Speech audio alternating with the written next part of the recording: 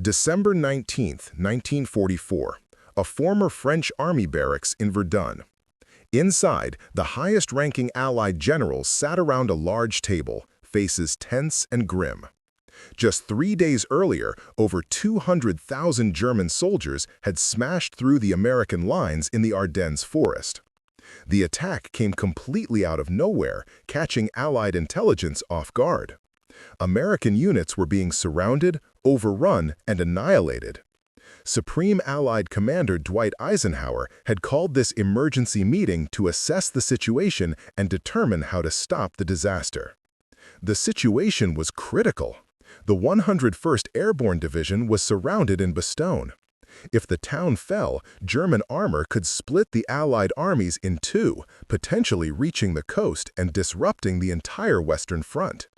Eisenhower scanned the room and asked the crucial question: how soon can we launch an attack north to relieve Bastogne? The generals fell silent. Maps were spread across the table, commanders studying troop positions, supply lines, terrain, and winter conditions. Logistics were complex. Roads were narrow and icy, and disengaging units already in combat seemed nearly impossible. Then George Patton spoke. "I can attack with 2 divisions in 48 hours, he said. Heads turned. Some thought he was joking. Others assumed he was grandstanding. 48 hours to disengage divisions from active combat, rotate an entire army 90 degrees, move over 100,000 men and thousands of vehicles through snow and ice, and launch a coordinated attack against entrenched German positions. Operationally, it sounded impossible. Every general in the room knew it. But Patton wasn't bluffing. He wasn't boasting. He had anticipated this attack and had been preparing for it for 11 days. 10 days earlier, on December 9, 1944, at Patton's headquarters in Nancy, France, Colonel Oscar Koch, Patton's chief intelligence officer, entered the office carrying a stack of reports that would shape the coming battle. Koch had been meticulously tracking German movements across the Western Front and had noticed something alarming. 15 German divisions, including several panzer divisions, had disappeared from their positions. Usual positions. Supreme Headquarters Allied Expeditionary Force, SHAEF, assumed these divisions were in reserve, ready to respond to any Allied breakthrough. Koch didn't believe it. He had studied German military patterns for months. Germany did not hold 15 divisions in reserve without a purpose. These were offensive forces, sufficient for a major attack. Koch laid out his maps on Patton's desk, pointing to the Ardennes, a thinly defended sector where American forces were spread across miles of front. "General," he said, "I believe the Germans are planning a major counteroffensive. Their target is the Ardennes." Patton studied the maps carefully. The Ardennes was held by only 4 American divisions, where 12 would have been necessary. The terrain was rugged, densely forested, and the roads were narrow and difficult to navigate in winter. For SHAEF, this seemed like the perfect obstacle to prevent a German assault. But Koch reminded Patton of history. In 1940, the Germans had done precisely this, attacking through the Ardennes and reaching the English Channel in 6 weeks, toppling France. Further evidence convinced Patton. German radio traffic spiked in the region. Prisoners reported new units arriving, and locals observed unusual activity behind German lines. Patton asked Koch when the attack might begin.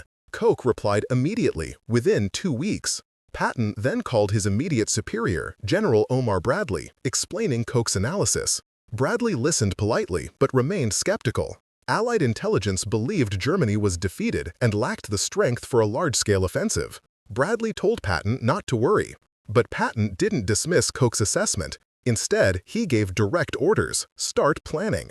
Over the next 10 days, Patton's staff worked secretly, developing 3 detailed contingency plans. Each plan covered every possible scenario: specific routes for trucks and tanks, pre-positioned fuel supplies, artillery batteries ready to redeploy, infantry units assigned assembly points and roads.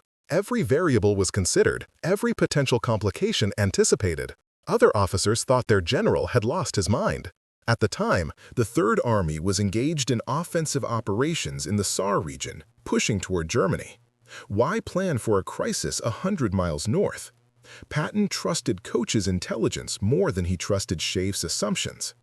On December 12th, Patton held a meeting with his senior commanders, instructing them to be ready to disengage at a moment's notice. He didn't explain why, but his men trusted him. By December 15th, the Third Army was the only major American formation prepared for an Ardennes emergency. Elsewhere along the front, units remained focused on their own sectors, confident the war would be over by Christmas.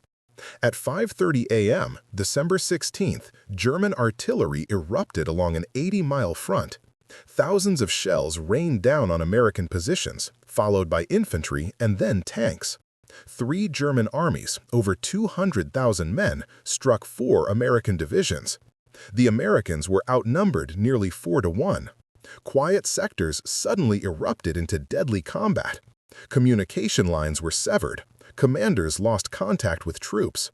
At SHAEF headquarters, initial reports were dismissed as minor counterattacks. Only hours later did the full scale of the assault become clear. At Bradley's headquarters, disbelief spread. This couldn't be happening. Allied intelligence had assured them Germany was finished.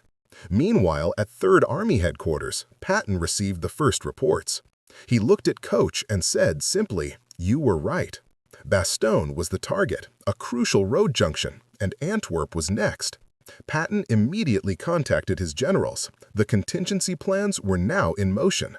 While other headquarters scrambled in confusion, the Third Army was already moving, every detail accounted for, every supply cache positioned, every route pre-planned. Patton wasn't performing a miracle. He was executing a plan prepared days in advance. The movement of the Third Army began on the night of December 19, 1944. Imagine the scale of what was happening. Not a single battalion, but an entire army, over 100,000 men, thousands of tanks, trucks, artillery pieces, all moving simultaneously, all following meticulously prepared routes, all under the freezing winter skies of the Ardennes. The snow was thick, the ice relentless, temperatures plummeting below freezing. Vehicles stalled, engines froze. Men suffered frostbite, but the operation did not pause. Every division, every unit, every convoy moved according to Patton's contingency plans, which had been refined over 11 days of preparation. By the morning of December 21st, the lead elements of the 4th Armored Division were already in position, having traveled more than 100 miles in less than 48 hours. They had disengaged from ongoing combat in the Saar region and now faced the daunting challenge of breaking through German defensive lines to reach Bastogne. On December 22nd, the Third Army launched its attack. The fighting was immediate, brutal, and relentless. German forces had fortified every mile with obstacles, tanks, machine gun nests, and artillery. Fields were frozen solid, forests dense, villages fortified. Every step northward was met with fierce resistance. Inside Bastogne, the 101st Airborne Division clung to the town's defense. Ammunition was low, rations scarce, medical supplies nearly exhausted. They had been under siege for 6 days. When German officers demanded surrender, Brigadier General Anthony McAuliffe responded with a single word that would echo through history: nuts. The paratroopers knew that relief was coming, because someone had anticipated the German attack long before it began. Patton's genius was in preparation. By December 26th, at 4:50 a.m., the lead tank of the 4th Armored Division, Cobra King, broke through the last German positions at Ossinai. Inside, they made contact with the 101st Airborne. The siege of Bastogne had been lifted. Patton immediately called Eisenhower. "We're through to Bastogne." Relief convoys began rolling into the town, bringing ammunition, food, and medical supplies. The 101st could finally breathe, resupply, and continue fighting. While the tactical victory at Bastogne was decisive, the broader implications were even more striking. The German offensive, though initially successful in creating chaos, had been disrupted entirely by Patton's rapid response. Over 19,000 American soldiers had been killed. more than 47,000 wounded, and another 23,000 captured or missing. The cost was immense. Yet, without Patton's swift action, these losses could have been far greater. The Germans might have split the Allied forces, capturing critical road junctions and potentially changing the course of the war in Western Europe. The intelligence story behind the Ardennes Offensive was equally critical. How had 200,000 German soldiers achieved complete surprise? How had 15 divisions seemingly vanished without anyone noticing? The answer lay in preparation and perception. Oskar Koch, Patton's intelligence officer, had been the only person to notice the signs.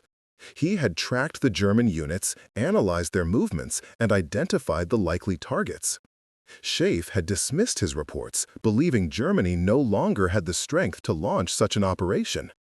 Patton, however, trusted Koch implicitly. He acted on the intelligence, turned it into detailed plans, and executed them flawlessly. After the war, Allied intelligence officers interrogated captured German commanders to understand how the Ardennes offensive had been planned. The Germans expected to reach the Meuse River within 4 days and take Antwerp in 2 weeks. They had assumed the American response would be slow, disorganized, and hesitant.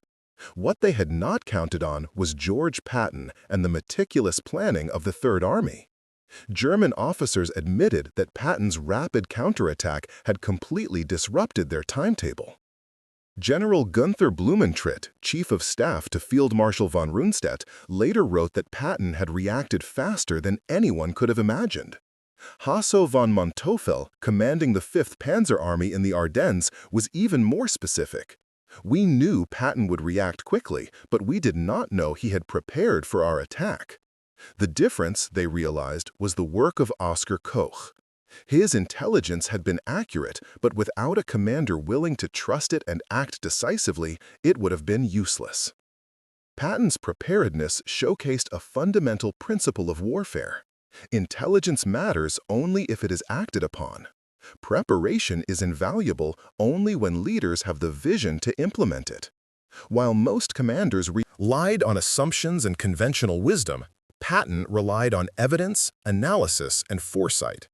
The Ardennes Offensive was a stunning example of what could be achieved when preparation, intelligence, and decisive leadership intersected. Through the winter forest of the Ardennes, over snow and ice, Patton's army moved with relentless purpose. His orders were precise, his execution flawless.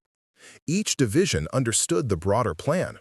Each officer knew their role, and every soldier contributed to a coordinated effort that turned potential disaster into a tactical victory. This was not luck, chance, or improvisation. This was methodical, deliberate, and inspired leadership grounded in intelligence that few others had trusted. The Battle of Bastogne became emblematic of Patton's approach: rapid, aggressive, decisive, and entirely dependent on preparation. While the world remembered the heroism of the 101st Airborne, few outside military circles knew the full story. The intelligence warnings, the planning that started 11 days before the first shot, the orchestration of an entire army through frozen roads and winter storms, and the coordination of thousands of vehicles and troops. Patton had been the architect of relief before the first shell even fell. Even decades later, historians studying the Ardennes Offensive would recognize that without Patton, the consequences might have been catastrophic. The German plan relied on surprise, overconfidence, and the assumption that Allied intelligence would fail. They underestimated one commander's ability to act on foresight, to trust his staff, and to move with speed that defied conventional wisdom. Patton's leadership did not just save Bastogne. It preserved the integrity of the Allied front in Western Europe and ensured that Germany's last major offensive would falter under his relentless counterattack. After the relief of Bastogne, the Third Army did not pause. Patton knew that momentum was crucial. The Ardennes Offensive, though disrupted, was not yet over. German forces remained in the field, entrenched in defensive positions, regrouping where they could. Patton's counteroffensive aimed not just to relieve Bastogne, but to push back the Germans, reclaim lost territory, and restore the integrity of the Allied front. His plan required precise coordination, armored divisions leading the assault, infantry securing flanks, artillery providing constant support, and supply lines moving forward without delay. The logistical challenge was immense. Roads were narrow and icy. Trucks carrying fuel, ammunition, and provisions risked sliding into ditches, and convoys frequently stalled. Yet Patton's staff had preemptively planned for these contingencies. Secondary routes were identified, fuel caches pre-positioned, and engineer units ready to repair or clear obstructions. The operation was a massive orchestration, a ballet of machinery and manpower moving in perfect synchrony across the frozen Ardennes. By December 27th, elements of the Third Army had penetrated deep into German lines, forcing retreat and disarray. German commanders, already shocked by the speed of Patton's relief, now faced an even harsher reality. Units that had expected a disorganized, delayed American response were met with relentless pursuit. Communications between German divisions became erratic. Orders were misinterpreted or ignored. Frontline commanders were left to make decisions without guidance, often leading to catastrophic errors. Patton's advance exploited these weaknesses with surgical precision, striking at weak points, cutting off retreat routes, and forcing enemy units into surrender or annihilation. One of the most remarkable aspects of this campaign was Patton's ability to maintain coordination across such a vast front. The Third Army's divisions were spread over miles of terrain, yet each unit moved with clarity and purpose. Commanders on the ground knew their objectives and the timing required to achieve them. Supply lines functioned under immense pressure. Even when vehicles broke down or roads became impassable, alternative routes were immediately utilized. Every contingency that could have slowed the advance had already been anticipated. The impact of Patton's counterattack extended beyond immediate tactical gains. It restored confidence across the Allied armies. Units that had been demoralized. Die initiale deutschen Offensive nun sah, dass rapide, decidene Aktion möglich war. Moral sorgte. Soldaten, die fürchteten Einkreisung und Defeat, fanden sich Part einer koordinierten Aktion, den nämlich Enemy back zu drücken. Pattons Exempel demonstrierte die Power von Initiative, Präparation und Leadership in Shaping des Outcomes von Battle. Meanwhile, German forces struggled to adapt. Die initiale Offensive, welche versprach, die alliierten Armeen zu spalten und kritische logistische Hubs zu capturen, war nun kollabiert. Die Ardennen, einst die Stage für eine bolde German Gamble, wurde eine Trap. Units waren overextended, supplies dwindlend und reinforcements scarce.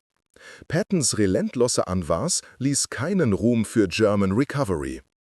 Bei der First Week von Januar 1945, die Third Army hatte most of the territory regained during the initial German assault. Der Enemys offensive Kapazität hatte gebrochen und die Ardennen waren förmlich unter alliierter Kontrolle. Pattons Vorsicht und Präparation waren erneut konfirmiert. Jeder Schritt der Counteroffensive traced back zu Intelligence gathered und analysiert Tage bevor der German-Attacke begann. Oskar Kochs Prädiktionen hatten akkurat gewesen. Aber es war Pattons decidene Aktion, das Knowledge into Results. Das Success der Relief- und Counterattacke highlightete die kritische Rolle von Leadership in der Interpretation von Intelligence und converting it into effective operations.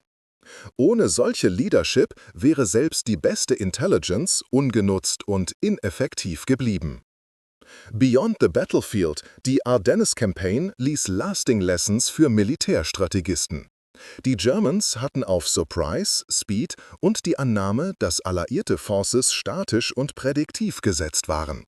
Pattons Response demonstrierte das Gegenteil. Adaptabilität, Preemptive Planning und rapide Exekution könnten selbst die most audacious enemy plans neutralisieren. Die Importanz von Trauen auf Intelligenzoffiziere und bereit zu sein für Kontingenzen wurde eine endurende Prinzip von Militärkommando. Commander konnten nicht länger allein auf konventionelle Weisheit relieren, sie hatten zu antizipieren und Akt deciden, wenn Opportunities auftraten. Der Human Cost der Ardennes Offensive remained staggering. Thousands of American 900 Allied soldiers had been killed, wounded, or captured. German losses were equally severe, with entire divisions shattered and their operational effectiveness permanently reduced. Yet, the strategic outcome was clear. The German army had exhausted its last major offensive in the West, and the Allies had regained the initiative. Patton's actions were pivotal in turning what could have been disaster into a decisive strategic advantage. In the broader context of the war, Patton's leadership in the Ardennes exemplified a rare combination of audacity and preparation. Unlike commanders who reacted slowly, waiting for complete information, Patton acted on analysis, foresight, and intuition honed over decades of military experience. He understood that in war, speed, aggression, and initiative could outweigh numerical superiority or firepower. His decisions not only saved Bastogne, but ensured that the German offensive failed entirely. When historians later examined the Ardennes offensive, they consistently noted the speed, decisiveness, and coordination of the Third Army. Patton's role was central to this success. While other generals struggled to adapt, he had already implemented a plan that anticipated enemy actions and prepared his forces for every contingency. The Ardennes, which could have become a German triumph, instead highlighted Patton's mastery of mobile warfare and his unique ability to combine intelligence, planning, and execution under extreme pressure. Patton's campaign through the Ardennes remained a textbook example of operational brilliance. It showcased the importance of trust between a commander and his staff, the power of preemptive planning, and the value of decisive leadership. For every unit, every soldier, and every vehicle, there was a role, a timing, and a purpose. The success of the relief of Bastogne and the subsequent counteroffensive underscored that preparation and action, when executed together, could alter the course of entire campaigns. As the Ardennes campaign drew to a close in January 1945, the full impact of Patton's leadership became undeniable. The German offensive had been repelled, their ambitions shattered, and the Allies had regained the initiative. Incited the initiative in Western Europe. Yet, the lessons of the Battle of the Bulge extended far beyond territory gained or lost. They were lessons in leadership, foresight, and the power of preparation. Patton's ability to act decisively in the face of uncertainty distinguished him from other commanders and left a lasting mark on military history. The relief of Bastogne remained the defining moment of the Ardennes campaign. Surrounded and outnumbered, the 101st Airborne had held the town against overwhelming odds. Ammunition ran low, food dwindled, and medical supplies were critically scarce. Yet they endured, confident that relief was coming. Patton's rapid response proved that this confidence was justified. When the 4th Armored Division and the supporting units of the Third Army broke through German lines, it was more than a tactical victory. It was a testament to the power of preparation and trust between a commander and his staff. Behind the scenes, Oscar Koch's intelligence work had been pivotal. Koch had meticulously tracked German movements, analyzed patterns, and identified the Ardennes as the likely target for the German counteroffensive. While other Allied intelligence offices dismissed the evidence, Koch's analysis reached Patton, who trusted it implicitly. Without Koch's foresight and Patton's decisiveness, the Ardennes could have become a catastrophic defeat. Instead, the Third Army's rapid and coordinated response turned the German gamble into a failure. The broader implications of the Ardennes offensive were profound. German forces had committed some of their best divisions, including armored units, in an attempt to split the Allied armies. They had calculated that surprise and audacity would overcome Allied defenses. Patton, anticipating the attack, exploited the German reliance on assumptions. By preparing contingency plans in advance and moving rapidly, he neutralized the element of surprise and forced the Germans into reactive, disorganized maneuvers. The outcome demonstrated that initiative, when combined with preparation, could decisively influence the course of battle. Patton's operational approach highlighted a key principle of warfare: speed. Ed and aggression could outweigh superior numbers or firepower. While conventional military doctrine emphasized careful planning and methodical advances, Patton embraced boldness and calculated risk. His preemptive planning, coordination of multiple divisions, and precise timing ensured that each action reinforced the next. The Third Army did not merely respond to the German offensive, it imposed its own tempo on the battlefield, dictating the terms of engagement and leaving the enemy unable to recover. The human dimension of the Ardennes campaign further underscored Patton's effectiveness. Soldiers witnessed a commander who acted decisively, trusted his staff, and maintained clarity amid chaos. Morale, often fragile in extreme conditions, surged under his leadership. Men who had faced the terror of encirclement and overwhelming enemy strength found renewed confidence in their ability to succeed. Patton's influence extended beyond strategy and logistics. It inspired those around him to perform at levels they may not have believed possible. The German perspective further illustrated the uniqueness of Patton's command. Allied intelligence officers later interrogated captured German commanders to understand how the Ardennes offensive had failed. They admitted that they had anticipated slow American responses, but Patton's rapid counterattack disrupted every expectation. The German timetable for capturing the Meuse and advancing toward Antwerp was obliterated. Commanders who had counted on predictable American movements were forced into improvised retreats, suffering heavy losses and permanent disruption to their units. Strategically, the Ardennes marked the last major German offensive on the Western Front. Their failure accelerated the collapse of the Third Reich and set the stage for the final Allied push into Germany.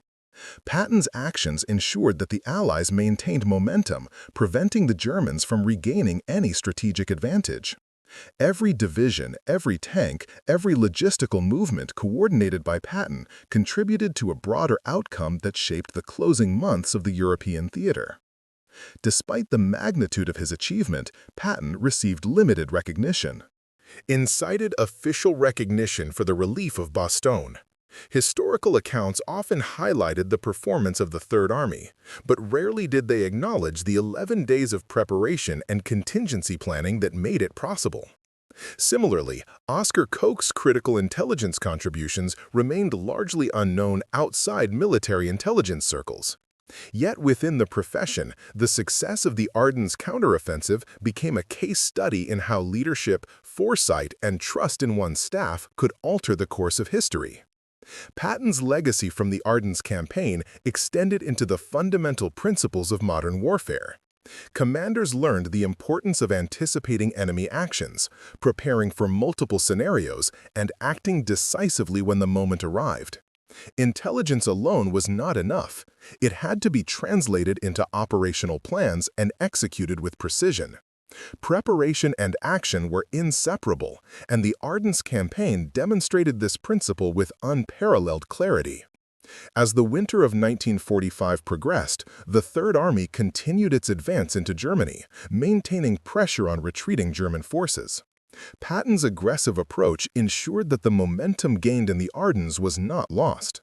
His combination of strategic insight, operational planning, and audacious execution set him apart from his peers.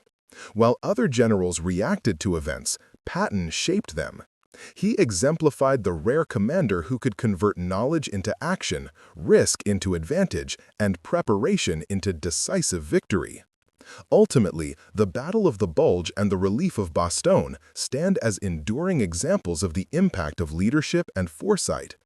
Patton's ability to anticipate enemy actions, trust his intelligence staff, and execute a complex counteroffensive under extreme conditions saved thousands of lives, preserved Allied positions, and dealt a critical blow to German forces.